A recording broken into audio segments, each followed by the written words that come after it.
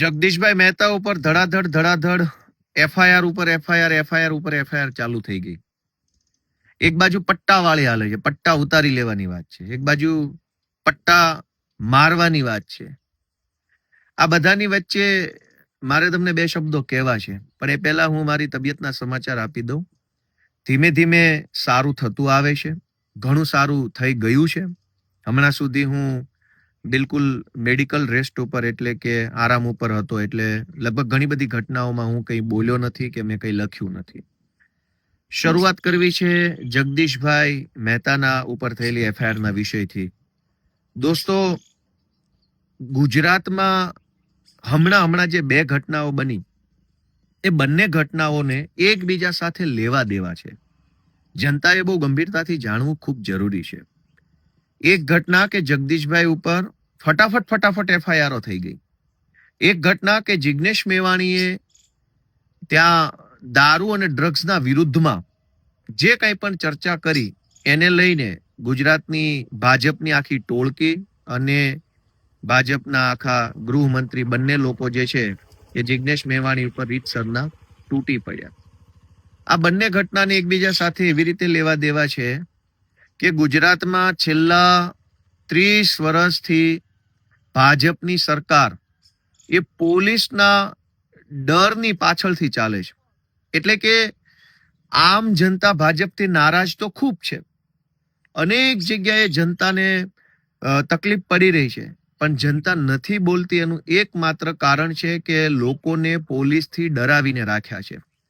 અને ખાલી જનતાને જ પોલીસથી ડરાવીને રાખ્યા છે એવું નથી, પોલીસને પોલીસથી ડરાવેલા છે. પીઆઈ હોય, કોન્સ્ટેબલ, એએસઆઈ, હેડ કોન્સ્ટેબલ, આ બધાને ભાજપની સરકારે ડરાવ્યા છે કે તમે જો ભાજપની સરકાર કહેશે એમ નહીં કરો તો બદલી થઈ જશે, સસ્પેન્ડ થઈ જશે, તમને આમ કરી નાખશું, તેમ કરી નાખશું.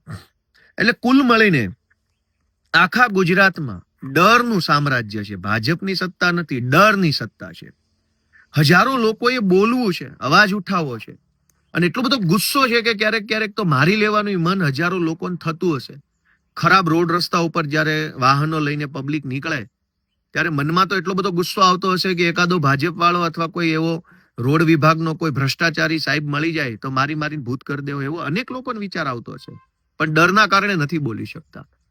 ગ્રામ પંચાયતોમાં કે મામલતદાર ઓફિસોમાં કે પોલીસ સ્ટેશનોમાં જ્યારે માણસ પોતાની રજૂઆત લઈને જાય છે ત્યારે સરકારી માણસ એની સાથે જે રીતનું વર્તન કરે છે, જે રીતે એને ધક્કા ખવડાવે છે, જે રીતે એકદમ અપમાનજનક જવાબો આપે છે, એ સાંભળીને હજારો લોકોને મનમાં એમ થાય છે કે આને બે લાફા મેલું, પણ નથી મેલી શકતા કે નથી બોલી શકતા. શું કામ? ડર લાગે છે. આ ડરનું સામ્રાજ્ય છે એટલે ભાજપની સત્તા છે. સહેજ પણ લોકોની અંદરથી ડર ઓછો થાય, લોકો બોલવા લાગે, તો ભાજપ વાળાને ગુજરાતના એક પણ ગામમાં જવું મુશ્કેલ થઈ જાય એટલી હદે જનતામાં આક્રોશ છે. જનતાના આક્રોશને પોલીસના માધ્યમથી દબાવી રાખ્યો છે ભાજપે. અને જગદીશભાઈ મહેતા કે ચૈતર વસાવા કે જિગ્નેશ મેવાણી આ ગુજરાતના એવા લોકો છે જે લોકો બોલે છે ત્યારે જનતાનો ડર ઓછો થાય છે. જે લોકો કંઈક વાત કરે છે ત્યારે જનતાને હિંમત આવે છે. હવે હર્ષ સંઘવી હોય કે ભાજપની સરકાર હોય, એના પેટમાં તેલ શું રેડાય છે કે ચૈતર વસાવા, ગોપાલ ઇટાલિયા, જિગ્નેશ મેવાણી, જગદીશ મહેતા, આ લોકો જેટલું વધુ બોલશે, જેટલા વધુ સક્રિય રહેશે, એટલો જ જનતાની અંદરથી ડર ઓછો થશે. ડર ઓછો થશે તો જનતા બોલવા લાગશે. જનતા બોલવા લાગશે તો ભાજપ વાળાની સરકારના પાટિયા પડી જશે. અને એટલે જનતામાંથી પોલીસનો અને સરકારનો ડર ઓછો ન થઈ જાય એની સતત ચિંતા ભાજપના નેતાઓ કરે છે. અને એટલે જ વાંધો એ વાતનો નથી કે જિગ્નેશ મેવાણી કઈ ભાષામાં કયા શબ્દોમાં બોલ્યા. ભાજપના લોકોએ તો કાંડ કરવામાં કઈ બાકી નથી રાખ્યું. માણસના શબ્દો કરતા પણ વધારે ખરાબ માણસનું વર્તન હોઈ શકે. અને ભાજપના અનેક લોકોએ બળાત્કારો કર્યા છે, આજ ગુજરાતમાં છાપે ચડી ચૂક્યા છે, એની ઉપર કોઈ કાર્યવાહી નથી થઈ. મુદ્દો એટલો જ છે કે જગદીશ મહેતા બોલે છે તો ગુજરાતભરના ખેડૂતો એને ધ્યાનથી સાંભળે છે.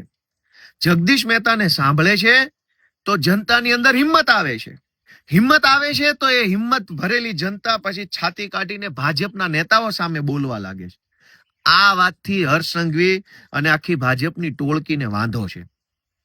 જિગ્નેશ મેવાણી બોલે છે તો જનતા ધ્યાનથી સાંભળે છે. ધ્યાનથી સાંભળે છે તો જનતાને ડર ઉડી જાય છે, ચિંતા નીકળી જાય છે અને હિંમત આવી જાય છે કે અમારો પણ કોઈ આગેવાન છે.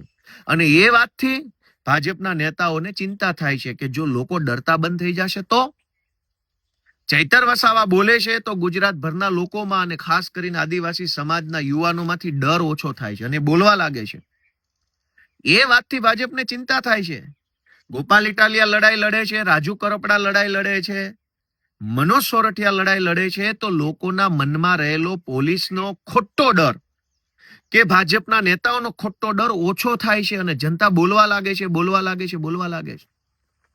હવે જનતા બોલતી થઈ જાય તો આ બાપ દાદાની પેઢીઓની જેમ જે ભાજપની સરકાર ચાલે છે સરકાર ગાયબ થઈ જાય.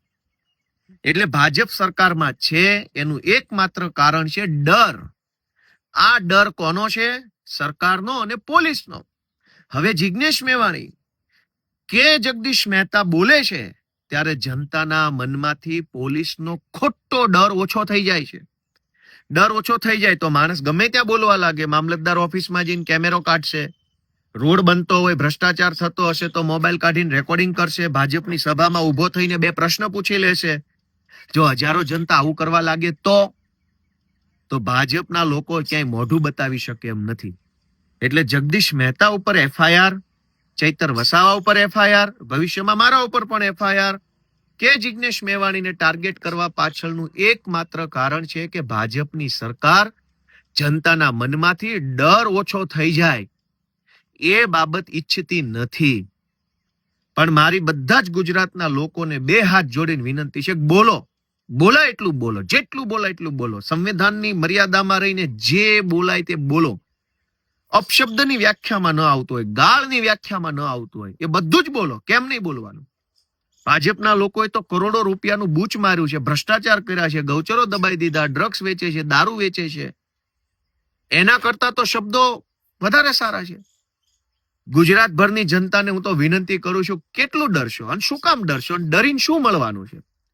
બહુ ડરવાથી શું મળશે? ડરનો જાજુ ડરો તો જાજો ડર મળે. એક વખત કાળજી મજબૂત કરીને બોલો જા થાઈ કરી લેજે, નથી ડરતો તારાથી, તો શું કરી લેશે સરકાર? હજારો કરોડો લોકો તો કશું જ ખોટું કામ જીવનમાં કરતા નથી. કરોડો લોકો મજૂરી કરે છે, શ્રમ કરે છે, આ જાત મહેનતથી જિંદગી જીવે છે. તો પછી ભાજપથી કે ખોટી રીતે પોલીસથી ડરવાની ક્યાં જરૂર છે? છતાંય લોકોને ડરાવવામાં આવે છે કે તમે બોલશો તો આમ થઈ જશે. હું હજારો યુવાનોને વિનંતી કરું છું, ડર છોડી દો, બોલવા લાગો. સરદાર પટેલ, પૂજ્ય ગાંધી બાપુ, ભગતસિંહ, આ બધા મહાપુરુષો જયારે આપણા દેશમાં હતા ત્યારે એમણે પણ આ જ કામ કરેલું. લોકોના મનમાંથી અંગ્રેજોનો ડર કાઢવાનું કામ કરેલું. કેમ કે અંગ્રેજો કરતા ભારત દેશના લોકોની સંખ્યા વધુ હતી. અંગ્રેજો તો કઈ 2-5 હજાર અંગ્રેજો નતા આખા ભારત દેશમાં. ભારત દેશની વસ્તી તો એ જમાનામાં 10-12 કરોડ લોકોની હતી. 10-12 કરોડ લોકો ઉપર 2-5 હજાર લોકોનું શાસન હતું.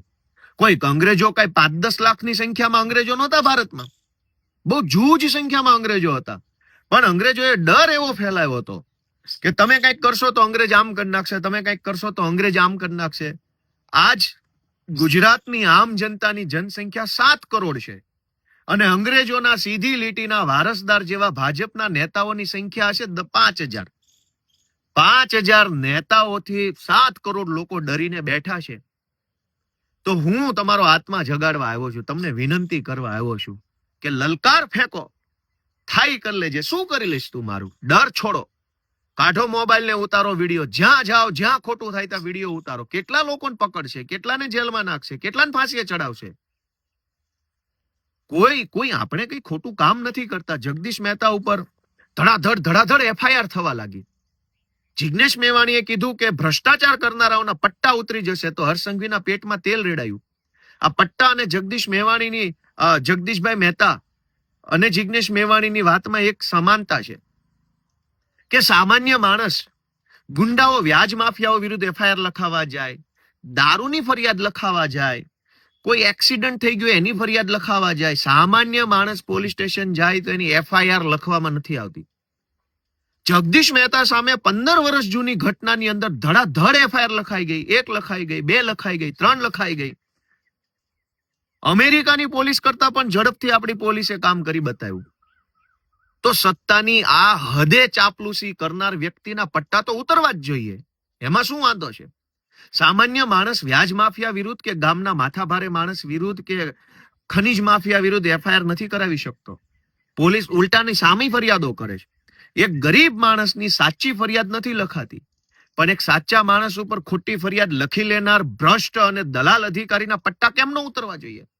અને જિજ્ઞેશ મેવાણી એ તો કહે છે કે આવા જે ચાપલુસો છે, કેમ કે પટ્ટો, ઘણા મિત્રો એવું કીધું કે આ પટ્ટો મહેનતથી મળ્યો છે. દરેક વસ્તુ દુનિયામાં મિત્રો મહેનતથી જ મળે. ધારાસભ્ય મહેનતથી બની શકાય, પોલીસે મહેનતથી બની શકાય, ડ્રાઈવરે મહેનતથી બની શકાય, વેપારી, બધી જ વસ્તુ મહેનતથી થાય છે. કશું જ મફત નથી થવાનું. પણ મહેનતથી મેળવેલો પટ્ટો છે ને કમરે પહેરવા માટે આપ્યો છે, ગળામાં ટોમીની જેમ પહેરવા નથી આપ્યો. જેણે પટ્ટો ગળામાં પહેરી લીધો છે ટોમી બની ગયા છે ભાજપના, એના પટ્ટા ઉતારી લેવાના છે. કમરનો પટ્ટો કમરે પહેરો, ટાઈટ ઉભા રહો, ટટ્ટાર ઉભા રહો, કરોડરજ્જુ ઉપર ઉભા રહો, છાતી કાઢીને ઉભા રહો, સિંઘમની જેમ કામ કરો તો સેલ્યુટ છે અમારી. પણ કમરના પટ્ટા કાઢીને ટોમીની જેમ ગળામાં પહેરી લીધા હોય ને પટ્ટા બીજો છેડો હરસંઘવીના હાથમાં આપ્યો હોય તો પટ્ટા ઉતરશે. એમાં કઈ ખોટું નથી. ગરીબ માણસ આજે દારૂડિયાઓની વિરુદ્ધમાં એફઆઈઆર નથી લખાવી શકતો, અને જગદીશ મહેતા ઉપર 1 એફઆઈઆર, 2 એફઆઈઆર, 5 એફઆઈઆર ફટાફટ. તો કમરનો પટ્ટો ગળા ઉપર પહેર્યો હોય ને ટોમી થઈ ગયા હોય ત્યારે જ આવી એફઆઈઆર લખાય. અને જે ટોમી બની ગયા એના પટ્ટા તો ઉતારવાના છે. કેમ નથી ઉતારવાના? અને જેને ઈમાનદાર છે, જેને કમરનો પટ્ટો કમર ઉપર પહેર્યો છે, એને સેલ્યુટ છે, કડક સેલ્યુટ. કોઈ ટેન્શન નથી. જગદીશભાઈ જેવા અનેક એવા માણસો છે જેને દબાવવાની કોશિશ થઈ રહી. શું કામ? કે જગદીશભાઈ બોલે, ચૈતર વસાવા બોલે, ગોપાલ ઇટાલિયા બોલે તો જનતા જાગૃત થાય. જાગૃત થાય તો ગળામાં જેને પટ્ટા પહેર્યા છે ટોમીને તકલીફ થાય ને ટોમીના બોસને તકલીફ થાય. કેમ કે એક ટોમી છે જેને ગળામાં પટ્ટો પહેરી લીધો છે, અને એક ટોમીનો શેઠ છે. ટોમી જાઓ ગોપાલ ઇટાલિયન જેલમાં પૂર દે, ટોમી રાજુ કરપડા ઉપર એફઆઈઆર કરી દો, ટોમી જગદીશ મહેતાને જેલમાં પૂરી દો. તો તમામ ટોમીને વિનંતી છે કે કમરના પટ્ટા ગળે પહેર્યા છે ને એનું 2 પરિણામ આવશે. યા તો આ પટ્ટો તમારું ગળું દબાઈ દેશે, કેમ કે જેના હાથમાં આ પટ્ટો તમે સોંપ્યો છે ને ગળામાં પહેરેલો, એ કોઈ સારા માણસો નથી. અનેક ભૂતકાળમાં અધિકારીઓના ભોગ લઈને બેઠેલા ચોર લોકો છે. અને બીજું એ પણ પરિણામ આવી શકે કે તમારો પટ્ટો તમારા ગળામાં છે પણ કાલે સરકાર બદલાઈ જશે તો આ પટ્ટો ક્યાં લાગશે ને ક્યાં નહીં લાગે એની કેમ ખબર પડશે? એટલે જે ચોર છે, જે ભ્રષ્ટ છે, જે ગુજરાતને લૂંટે છે, જેને કમરમાં પહેરવાના પટ્ટા ગળામાં પહેર્યા છે, ટોમી થઈ ગયા છે, એના પટ્ટા ઉતારવાના જ છે.